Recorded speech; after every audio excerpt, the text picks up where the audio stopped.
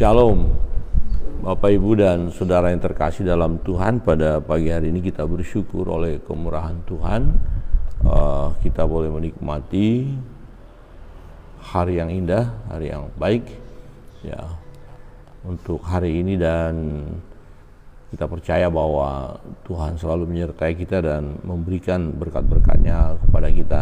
Firman Tuhan yang akan kita renungkan hari ini, pembacaan firman Tuhan dari 2 Raja-Raja pasal yang ke-14.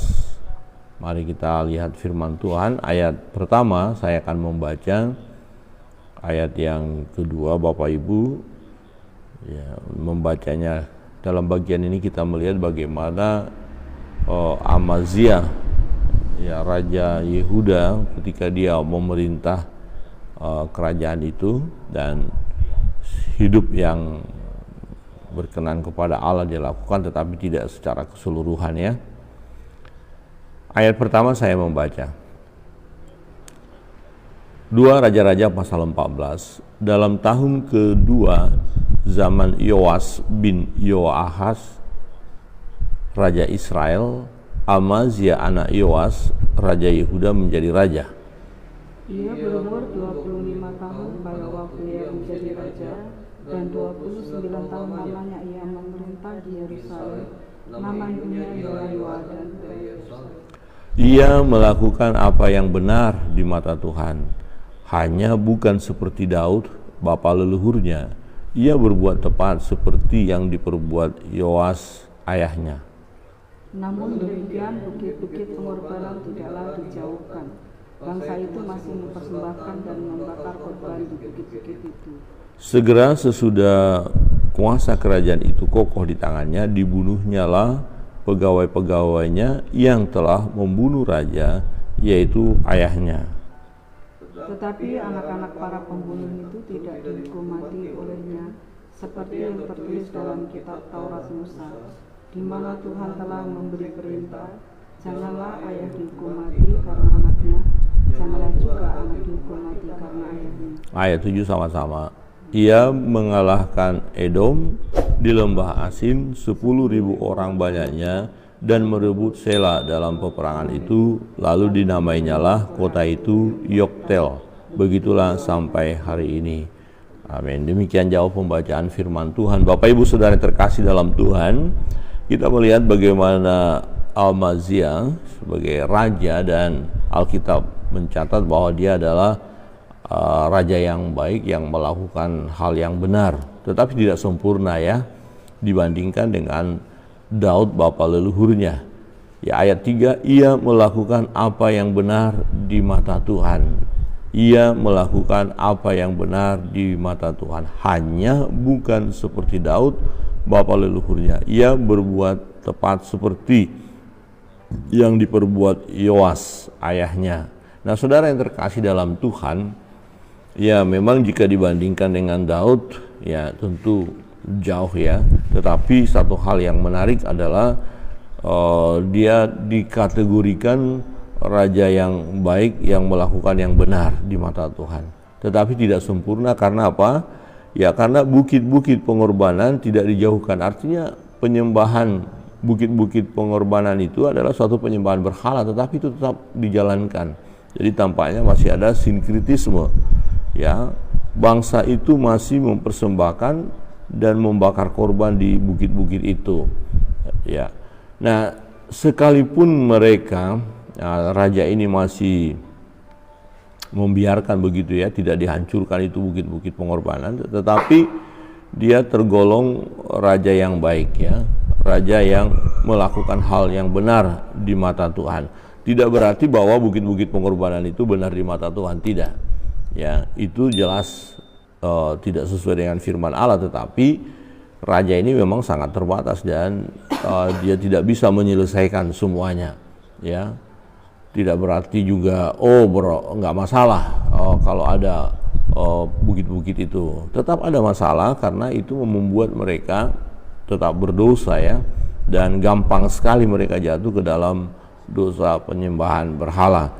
Nah, yang pertama kebenaran firman Tuhan yang kita renungkan di sini yang perlu kita teladani bahwa Ya, raja ini, ya Amazia dikatakan sebagai raja yang melakukan hal yang benar di mata Tuhan. Jadi dibandingkan dengan raja-raja sebelumnya yang melakukan hal yang jahat, ya seperti Raja Israel, Raja Utara, mayoritas raja-rajanya jahat, tetapi Amazia ini adalah raja yang melakukan benar di mata Tuhan. Artinya ya tidak terlalu parah juga kalaupun kita lihat ada kejahatannya, ya.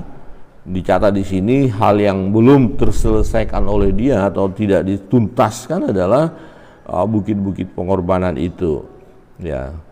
Saudara yang terkasih dalam Tuhan, kita tidak bisa sempurna ya melakukan segala sesuatu, tapi kita harus berjuang. Tindakan kita dalam hidup hari lepas hari harus sesuai dengan firman Allah. Nah, kalau kita menuntut kesempurnaan, artinya berjuang harus sempurna dulu. Nah, kita nggak bisa karena kedagingan kita. Tetapi tidak berarti kita biarkan sesuatu yang tidak beres itu terus kita lakukan, tidak.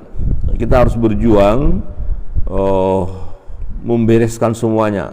Nah, kalau kita melihat bagian ini seperti bukit-bukit pengorbanan, kalau ditanya bukit-bukit pengorbanan kita apa, atau sesuatu yang kita lakukan yang bukan untuk Tuhan apa, ya itu harus kita selesaikan, karena bukit-bukit pengorbanan ini bukanlah tempat di mana mempersembahkan korban kepada Allah yang hidup, bukan.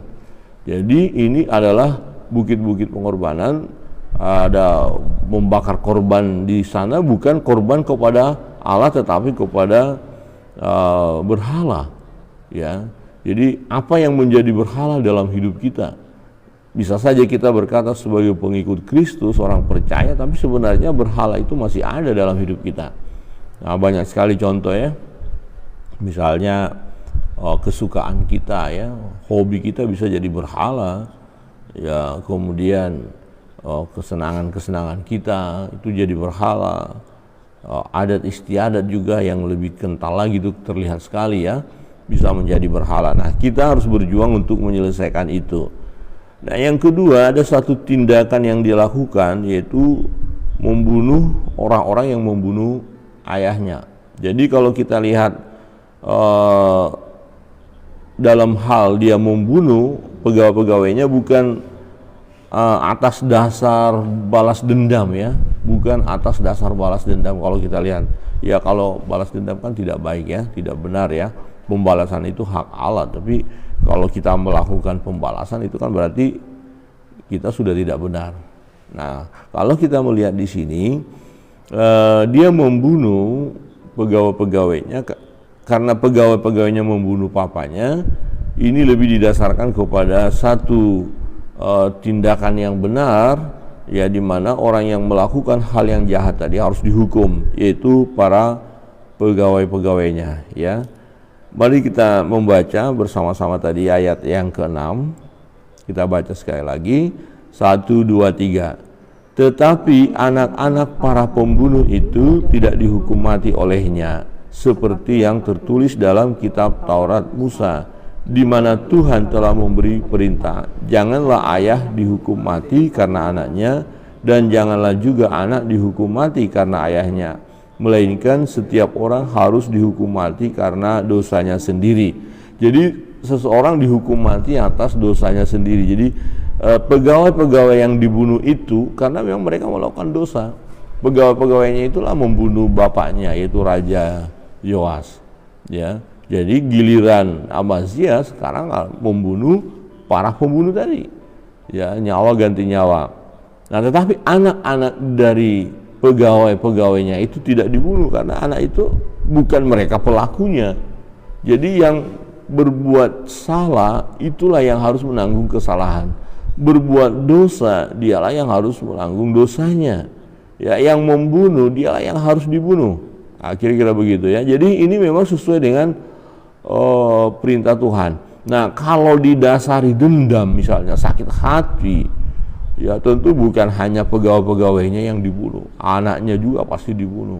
Kamu, bapakmu membunuh bapakku, ya kamu harus dibunuh juga. Nah, seringkali kita lihat peristiwa seperti itu, bukan? Orang tua yang melakukan kesalahan, Itu sampai generasi berikutnya diajarkan untuk dendam, sakit hati. Itu sebabnya antara keturunan yang satu dengan keturunan yang lain berlarut-larut persoalan itu, ya, berlarut-larut masalah itu, dan terus diungkit-ungkit, perlawanan tidak henti-hentinya. Nah, ini kekeliruan sebenarnya, ya. Mengapa anak-anak bahkan cucu pun ya masih menaruh dendam kepada pihak keluarga lain, padahal yang bermasalah itu dari kakek dan nenek, ya. Kok sampai ke cucu? Ya karena diajarkan. Sang kakek tadi mengajarkan ke anak, ya kemudian anak mengajarkan ke cucu, nanti cucu pun akan mengajarkan. Itu loh keluarga itu loh telah menghina keluarga kita, ya. Tolong jangan pernah bergaul dengan keluarga mereka, jangan pernah berurusan. Nah, itu sudah diajarkan hal yang tidak baik. Nah, padahal itu seharusnya kita hindari, sebab yang layak menerima hukuman adalah pelaku, ya, pelaku. Yang layak dihukum itu pelaku, bukan keturunannya. Ini firman Tuhan katakan. Nah, saudara yang terkasih dalam Tuhan, Amazia, ya, terkendali dia dalam memberikan hukuman itu, ya, terkendali oleh kebenaran firman Tuhan. Maka dikatakan setiap orang harus dihukum mati karena dosanya sendiri. Jadi terkontrol, dia tidak sampai membunuh anak-anak dari pegawai-pegawainya. Jadi hanya pegawai-pegawainya saja yang dibunuh, yaitu pegawai-pegawai yang memang membunuh bapaknya, yaitu Raja Yoas tadi.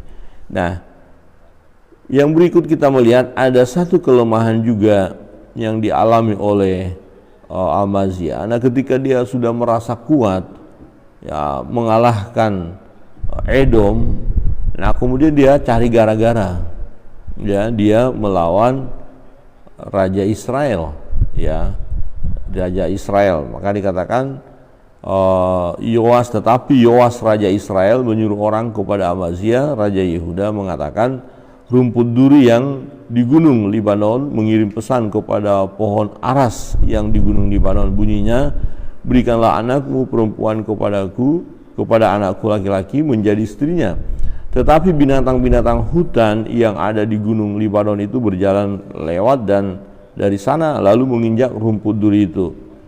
Ya, ayat 10, memang engkau telah mengalahkan Edom, sebab itu engkau menjadi tinggi hati. Perhatikan, engkau memang mengalahkan Edom, sebab itu engkau menjadi tinggi hati. Cukuplah bagimu mendapat kehormatan itu dan tinggallah di rumahmu. Untuk apa engkau menantang malapetaka sehingga engkau jatuh dan Yehuda bersama-sama engkau?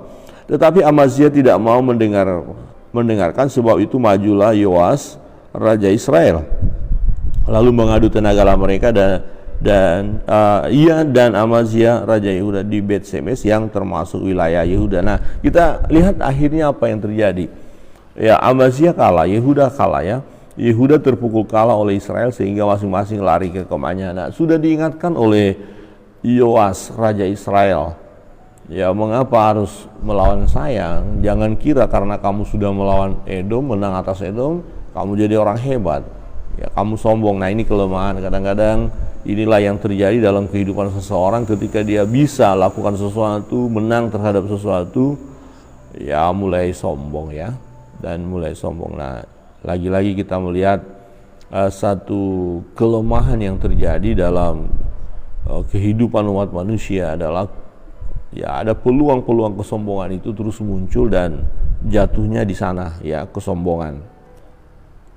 Yoas ayat 13, Yoas Raja Israel menangkap Amazia Raja Yehuda, anak Yoas bin Ahazia di Bet-Semes. Lalu Yoas masuk ke Yerusalem dan membongkar tembok Yerusalem dari pintu gerbang Efraim sampai ke pintu gerbang sudut 400 hasta panjangnya dan seterusnya. Jadi kekalahan ini menyedihkan, ya, kekalahan bagi Amazia, ya.